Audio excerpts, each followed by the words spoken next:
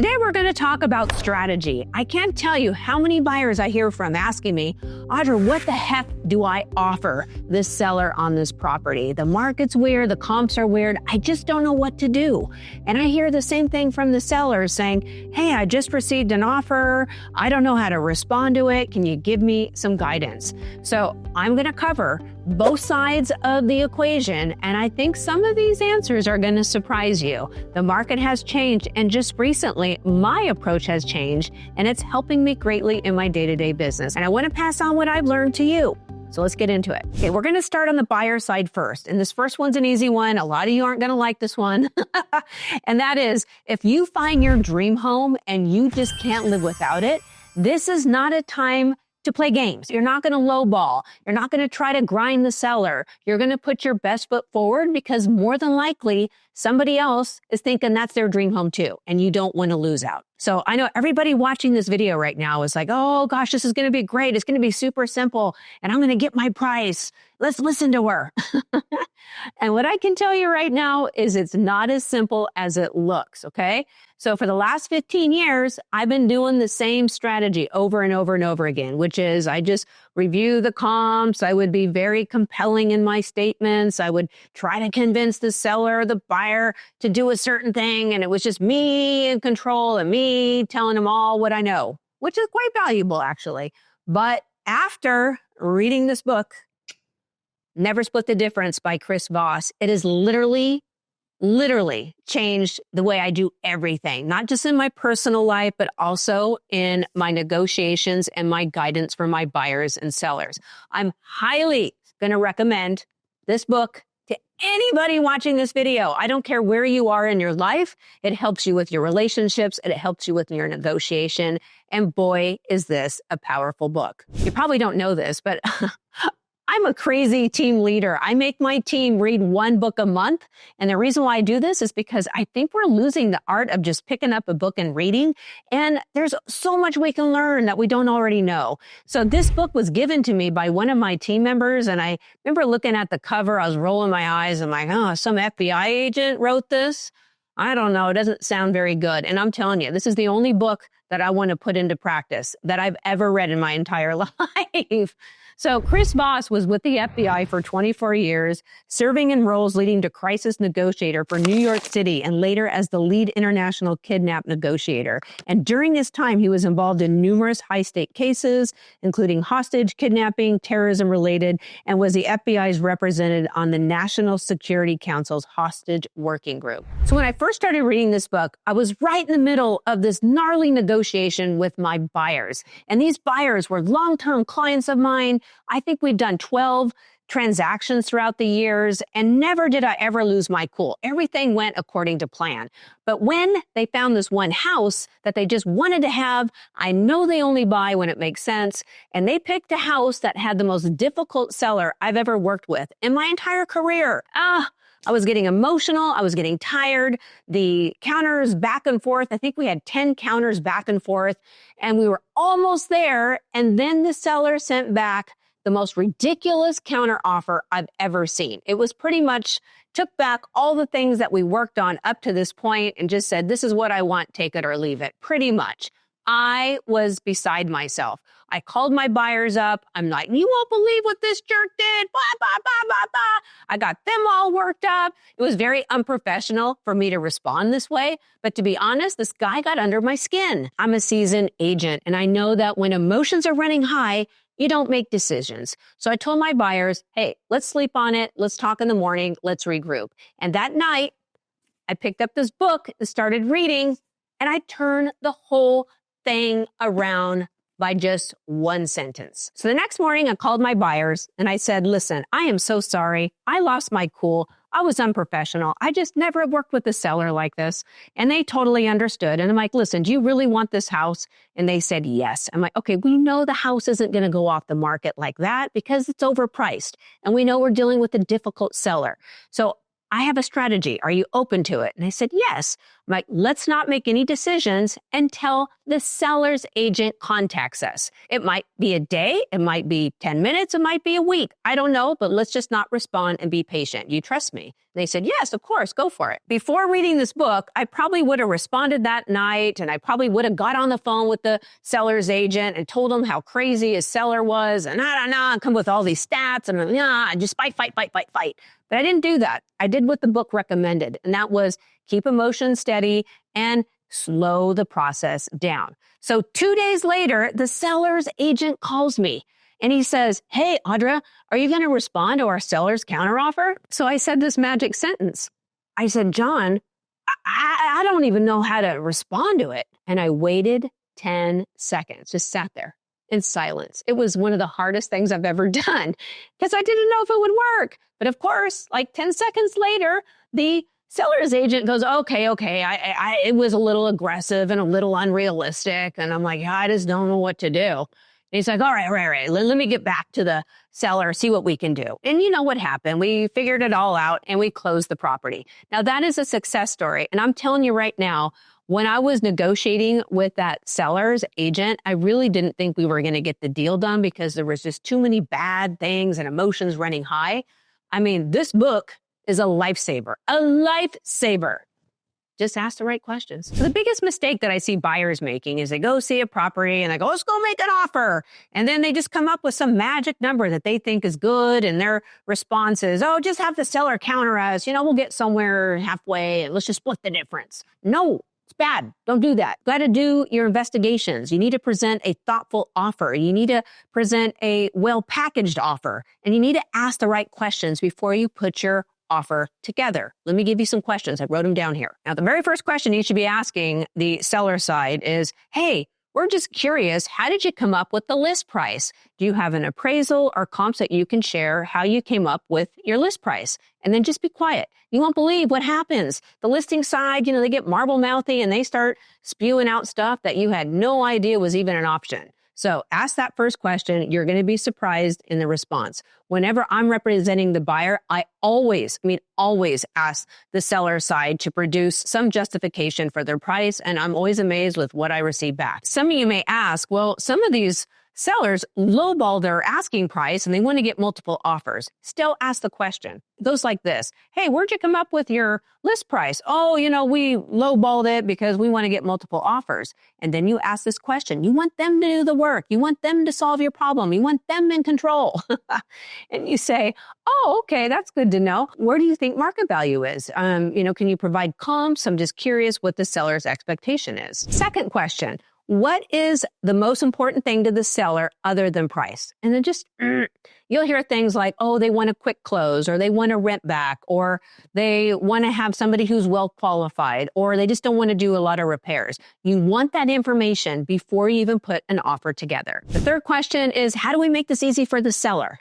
And then let them tell you. You'll hear things like, well, we kind of want you to shorten those contingency periods because my seller is committed on another property. Ding, ding, ding. This is helpful information. Or, hey, we might need a little longer closing time because they're building a house out in Connecticut or wherever, and they may need a little additional time. So these are helpful little questions to help present a really clean offer so your offer gets accepted. And the reason why these questions are so important is because it really uncovers the seller's priorities. You don't want to come across combative. You want to come across cooperative and thoughtful. You want to present a really clean offer. So all the questions that you just asked the seller, you want to make sure the seller felt heard. So when you write your offer, make sure some of the things that they discuss is represented in that offer. And if you are presenting an offer and you are using a lender, I highly, highly suggest that you get pre-qualified and you put that pre-qualification letter in the offer. So you just present it all at once so they know that you're serious. Oh, and by the way, I don't think I've ever mentioned this on my channel, but I have a lender who's on my team. His name is Ian. And no, I don't get any financial rewards into my bank account for having him on my team. I have him on my team to provide excellent service and guidance to my own clients. And you're welcome to use him. His contact information is right here. If you need a pre-qual letter, if you need to have your house refinanced, or you just need to cross-qualify, he has tons of energy, very smart cookie, and I'm happy to, extend this service to you if you'd like it. Okay, Ian, you're up. Hello, my name is Ian with the Lambert Group team. I'm affiliated with AI Lending powered by Coast to Coast. We actively have our license all across the United States, and we work with 225 different lending partners. What this means for you, no matter what product you're looking for, we have it available here at AI Lending. And also working with 225 lenders, we have the availability to get you the best interest rate possible. As the market moves, all these lenders are constantly repricing. And with our strategic partnerships, we're able to ensure that we shop on your behalf to get you locked in to the best product and the best pricing available. I look forward to helping you. I look forward to chatting with you soon. Thank you and have a great day. So buyers out there, let's say you found a house you like, and let's say the house is listed for $900,000, and there's another house in the same neighborhood that's super duper, all fancy, completely renovated, and it's going for $1 million. So you're like, wow, well, I'm going to offer $800,000 because, you know, that one, the $1 million one's way better. And you go present the offer and the seller's all offended because they don't know how you came up with that price. So what I want you to do is you either bring a general contractor in there, ask ChatGPT, or if you have an agent that has an idea how much things cost, you create a list. Like, I'm really good at this because I do it a lot. So I provide a list for my buyers and say, and I kind of know how much things cost because I've been in the business for a while.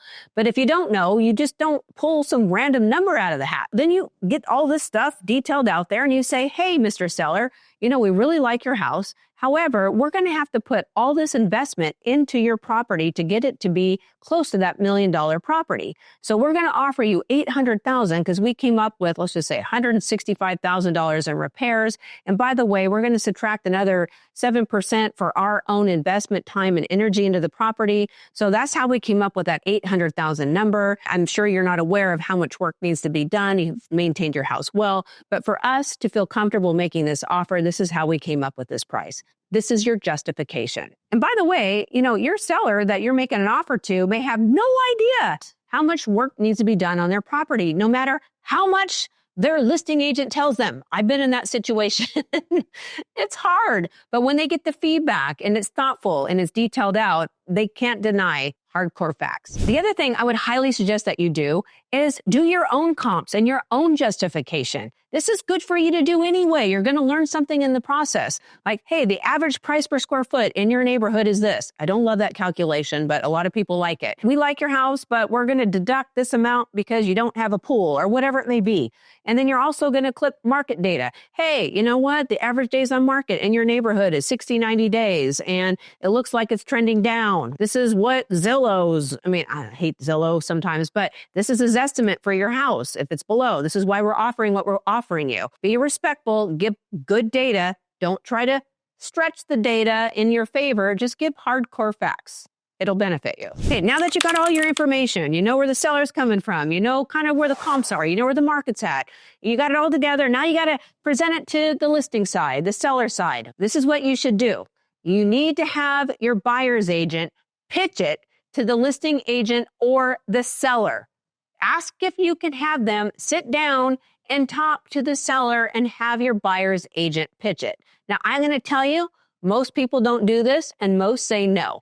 But a couple times I've been able to weasel in there and I'm able to talk to the sellers and show my goodwill, because when you just send an offer over and it has all these justifications, it's very hard for the seller to really pay attention and understand your goodwill and your intentions if it's not communicated over the phone. It's just really important that you make sure you're working with a buyer's agent that can pitch it.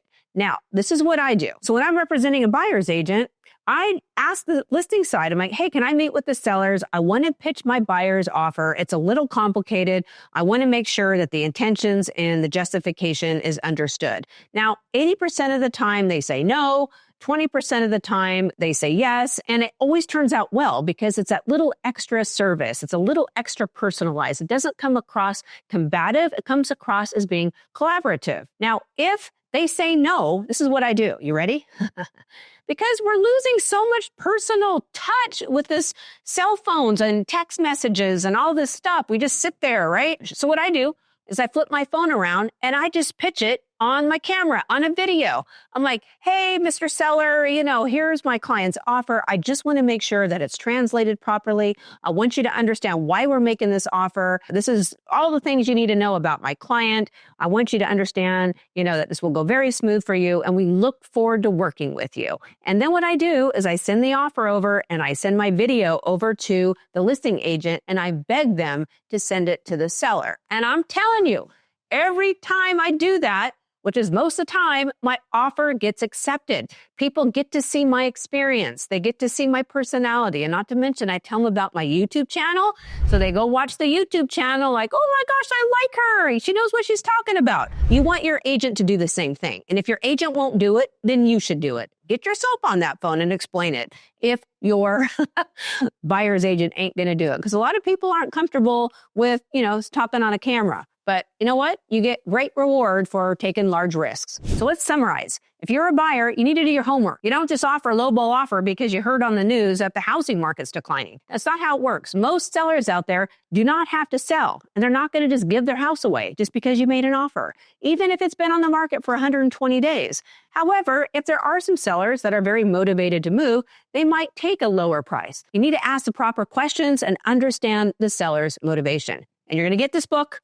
It's going to help you in life and help you in these negotiations. I'm so excited. At the time of recording, I'm at 95,000 subscribers. And once I get to 100,000 subscribers, I'm going to do a drawing. So let me tell you what the prizes are. The first one is my most favorite, and I want to do it. It's Julia Kessel. She is an interior designer. She's going to be giving a 1-hour consult and either a mood board or some rendering. This is a $550 value. And trust me, I don't get any discounts. I'm going to be paying her $550 to give one of you a design consult. Oh my gosh. I'll show you some of her website designs. She is so talented. I know you're going to love her. I also did another video on the top tools that you should have as a homeowner.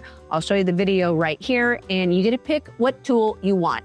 And I did a video last week that you have to watch it. It's about design trends going out, and I happened to show you this little guy. And a lot of you love this. This is from Alice Lane Home Collections. So I will be raffling one of these off as well. I love this so much. I know some of you are like, that's ugly. So if you don't love this, you can, get a home tool instead. But I just love this. I love this so much. You got to watch that video. It's one of my favorite videos. I'll link it down below in the description as well. Sellers, it's time for you. Now, a lot of you have reached out to me saying, Audra, I don't know if I should accept this offer. And the reason why you're asking me is because you don't know the true value of your home. If somebody is giving you an offer that's significantly under your asking price, is that the true price? Like I have this one seller that I've been working with who's got several offers in all around the same price. And they're like, nope, not taking it. That's market value because that's what someone's willing to pay for it. Simple. Okay. So before you put your house on the market, I want you to really dial down to know what the true value of your home is. Now you can do this a couple ways. You can ask a few agents, realtors to come in to give you evaluations on what they think your house is valued at, or you can hire an appraiser that can give you their opinion of value. And I'm telling you, sometimes even if you get the stuff, you sellers, I'm not kidding, you don't listen. I swear, most sellers out there have the hopium disease where they just hope they get this special price. And I'm not going to lie. If I was going to put my house on the market, I'd probably overvalue it as well. But I will literally get an appraisal done on a home and I hand it to the seller and they're like, let's go higher. Let's just test the market. The most valuable your house ever is those first couple weeks, the first 30 days when you put your house on the market. So you don't want to mess around with price. So now your house is on the market now for 60 days and now people think there's something wrong. So now you're like, okay, well, maybe I'll drop it down to the appraised value. Well, the market already thinks there's something wrong. You see the problem here? So if you are putting your house on the market as a seller, the market is much different than where we were back in COVID. I know you know that. I know you feel me. So let's not mess around. Let's not put our ego out there. Let's not get too addicted to that hopium. If you're truly serious selling your home, you need to know what the market value is on your home. Don't kid yourself. Now you know the market value of your home and you're being realistic and you get an offer that's significantly below what you know is market value. So what do? You're going to ask the buyer some questions. Now you get to educate them. So you're going to ask the buyer's agent, hey, I'm just curious. This seems significantly below market value. Can you let me know how you arrived at this number? What comps, what data are you using to support this offer price? And just so you know, the buyer's agent's kind of like, oh, well, we don't really have anything, we just saw the one down the street for this and we just think this is a fair price. And you can say, well, we don't. And here's all of our justification. In fact, we actually have an appraisal done recently on the property. These are the comps that they are using to support the price. So I just would like some justification before we counter because, we want to make sure we're dealing with a buyer that's really interested in our home. We also need to ask the buyer's agent this question. Hey, listen, we got your offer in and we want to know specifically what about our house are you devaluating greatly? Because we just want to know. We're just curious. Can you give us some feedback? Usually the response we get is something like, well, the kitchen isn't up to speed like the way we want it. It's not as upgraded as we like. And, the bathrooms need to be redone and the yard needs a pool. And you can say, well, yeah, if you wanted those things, it would be $200,000 more. Right? Look at the one down the street. You need to be prepared for a response, but you want to hear what they have to say so you're able to respond properly. Okay. The other question you should be asking this buyer's agent, let's, refer back to the favorite sentence of the year, which is, I don't know what to do with this. I love that sentence. So I would call the buyer's agent and say, hey, I just want you to know I received your offer and,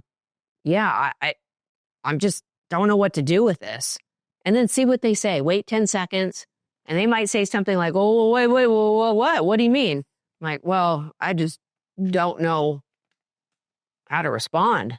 And then let them talk. People hate silence and let the buyer give up stuff. Well, we thought this would just be a starting point and, just counter us back. We have an appraisal. We have comps. Like, help me out. Like, where are we at with your buyer?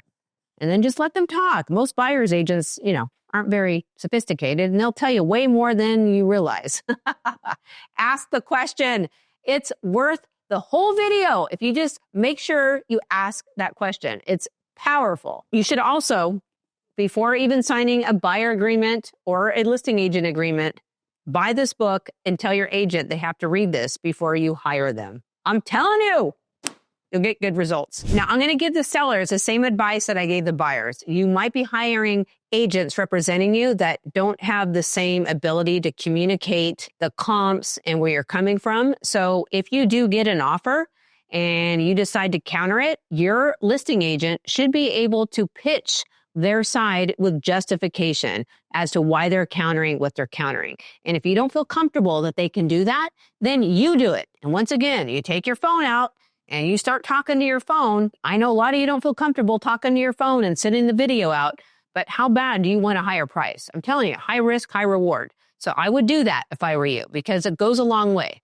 If you mix things up and shake it up a little bit, you won't believe what you can accomplish. Where I see a lot of deals going sideways is when a buyer presents a lowball offer and the seller is emotional, they're offended, their ego gets involved, and so they decide not to respond. That's not good.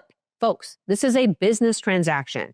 So if you get a lowball offer, you have a listing agent, like, good Lord, you're paying them a lot of money. Have them fight for you. Have them educate the other side. So if you want my opinion, I don't care what offer comes in, you respond to it. We're putting our ego and our emotions aside. We're slowing down the process. We're being mindful. You should already be doing your homework. You should already know what market value is.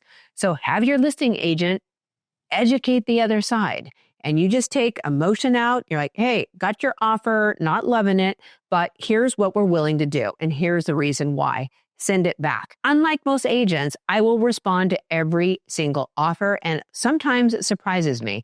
The buyer will then see the information I'm providing. They're like, oh, wow, she is right. And they can come up. Most of the buyers out there right now want a deal. And if you're able to convince these buyers that they're buying into a good neighborhood, that the comps support the value, that you're not reaching for the stars, you're being reasonable, more than likely, they're going to come up. The big issue with buyers is they're very nervous. They think that we're top of market. And more than likely, they're dealing with buyer's agents that aren't going to do all the due diligence regarding all the things we talked about in this video. So if they're not going to do it, you should do it. And I think you're going to get some really good results. You're going to be surprised if you take the emotion out and you focus on just the true value of your home and understand the market. You're going to do amazingly. If you are buying or selling a home, I highly suggest that you find the best agent that you can find to represent you. I demonstrated in this video kind of some nuances as to how to negotiate with a buyer and seller, and you need to hire someone that can do the same thing.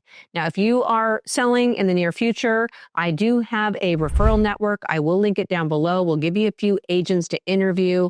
Super important to hire the best representation you possibly can find. I also have a free resource guide. I'll link it down below. I'll link it right here. There's interview questions that you can ask these buyers and seller agents. We also have a staging checklist, a home inspection checklist. There's a whole bunch of really fun checklists. Free link down below.